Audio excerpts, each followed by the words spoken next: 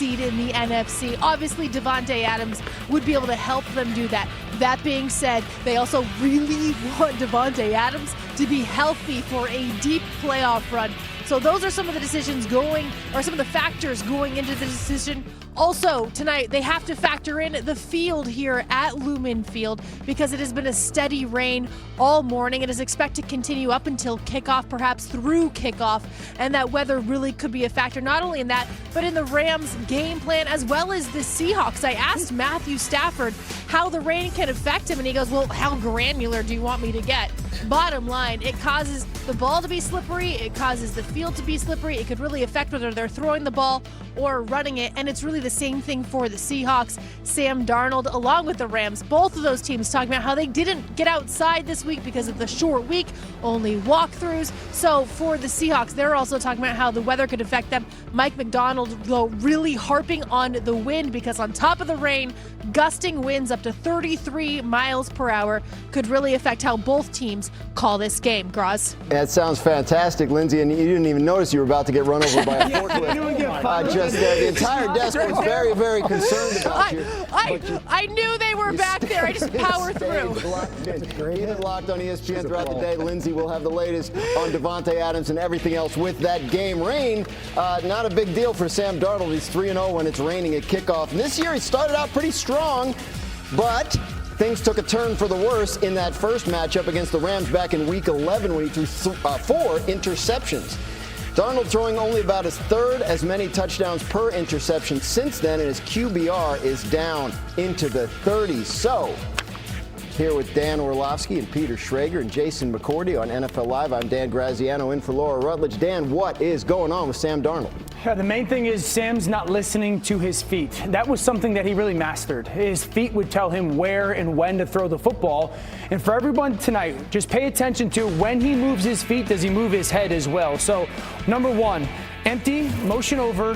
Here comes pressure. The Rams are going to bring this blitz tonight. The offensive linemen are going towards the bottom of the screen. They've got one more.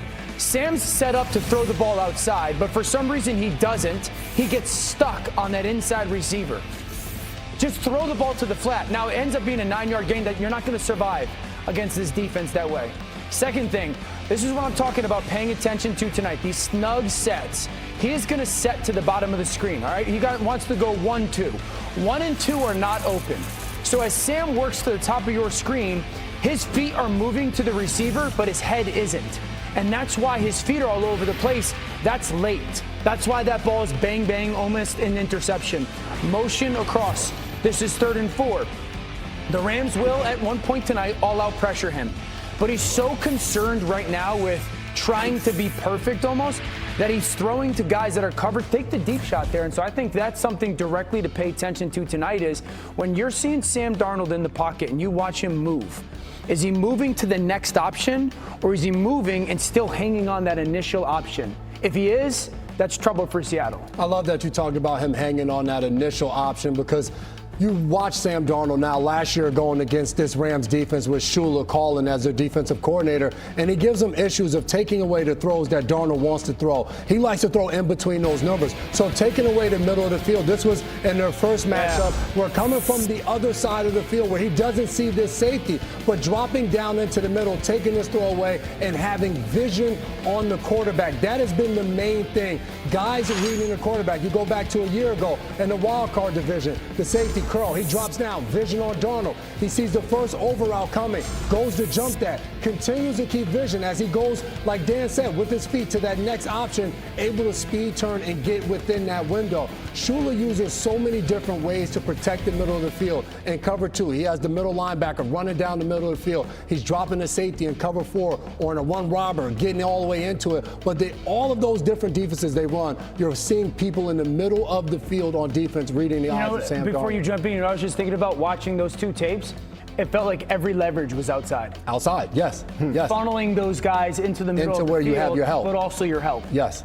Dan, I think you'd appreciate this. You know, we go into these games and it's like we talk about narratives. And are these narratives real or are they not real? With Sam Darnold, it's can he win the big one? And until you actually win a big one, it will cast a shadow over you the entire time you're going into the week of a big game.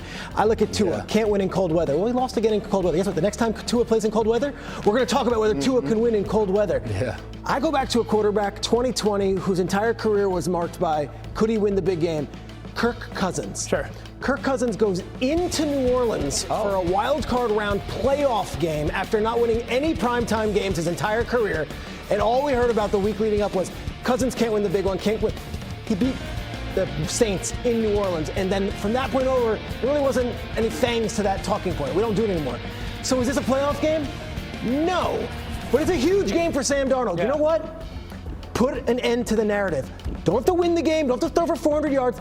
Play decently. The last 2 times he has played the Rams was earlier in the season where he threw 4 picks, and last year in that playoff game where he was sacked 9 times and was awful. Play decent tonight. I don't want to hear about the weather. Sam Darnold, shut up the narrative. The last 2 times he's played the Rams, his QBR versus a 4-man rush is 1. Unbelievable. I was at that game in New Orleans. Kirk Cousins was pretty fired up afterwards to talk about how he was beating the allegations. We'll see if Sam Darnold can start doing that tonight. Want to bring in our Adam Schefter now. Adam, Puka Nacua, the other Rams star wide receiver, besides Davante Adams, has been making news this week for non-football reasons. What can you tell us about that? Well, he's had quite a week. He issued an apology this afternoon, Dan, in which basically he celebrated a touchdown dance on a live stream this week and performed an anti-Semitic dance. Now, he had to apologize, did that, said he didn't realize what he was doing, that there's no place for this in sports. The NFL came out to condemn it on the same live stream. He came out and criticized officials and said they make calls just to be on television. And so all that is going on with Puka Nacua this week at a time where the Rams are getting ready for their biggest game of the season, a game that has ramifications for who wins the NFC West and gets the top seed in the NFC. And here is Puka Nacua, mired in controversy, apologizing hours before they play that game tonight for appearing on a live stream in a week like this. Not exactly the way you want to go into a big game, but that's where Puka is. As one person said to me today, Puka is so naive about these things, and his naivete is one of the reasons that people love him so much, because he's so oblivious and so happy, but he's also unaware sometimes of the things that he's doing. Yeah, we'll see. We'll see if that affects anything going forward tonight. Obviously, a lot going on with the Rams this week, on and off the football field. Much more from Adam. Back on NFL Live, Adam Schefter, as I mentioned, still here with us with some top stories. Adam, no practice for Lamar Jackson again yesterday. What's the latest there? Back at practice today, Dan, was battling the flu and was back at practice as he's been in other weeks. This has fit the Lamar Jackson pattern that's gone on for the last month plus, where he doesn't practice Wednesday, then does come back to practice on Thursday and plays on Sunday. That seems to be the pattern here once again with the Ravens quarterback. Meanwhile, moments ago, the Philadelphia Eagles ruled out Jalen Carter and Lane Johnson for Saturday's game in Washington against the Commanders. Both players are out. Those are 2 big losses along both lines of scrimmage, and the Eagles don't play as well when Lane Johnson is not playing. Quinn Ewers is preparing to make his first NFL start Sunday against the Cincinnati Bengals after the Dolphins bench Tua Tagovailoa.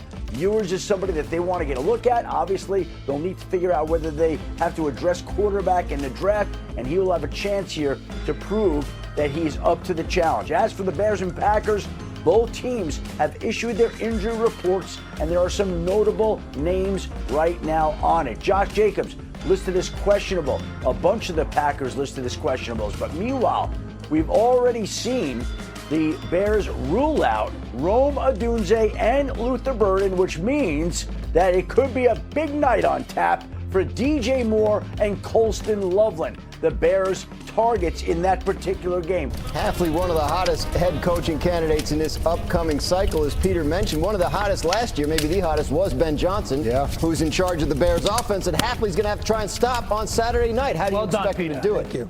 Peter mentioned it, not having Micah Parsons out there changes things, and now he gets some time to try to prepare and do that, knowing going in